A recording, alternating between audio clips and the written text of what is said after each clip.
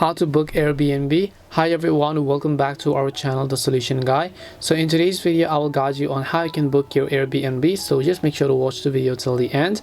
In order to book an Airbnb, it's very simple. First of all, just launch the Airbnb application, and then once you launch the Airbnb app, just search for a place or hotel that you actually want to reserve and book. So in order to make a reservation, I'll just select any of this, and once you select that, you can see entire cottage hosted, and you'll also see all of the details, the self check-in features and so on.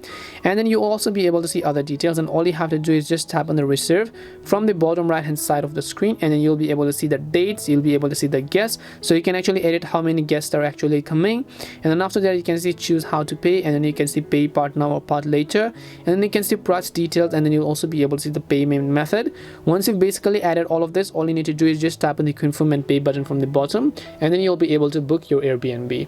And that's all it takes to book your Airbnb. We hope the video was really helpful, and if it did help you, then make sure to leave a like and subscribe to the channel. If you have got any more questions though, feel free to leave them down. Thank you very much for watching, and see you in the next video.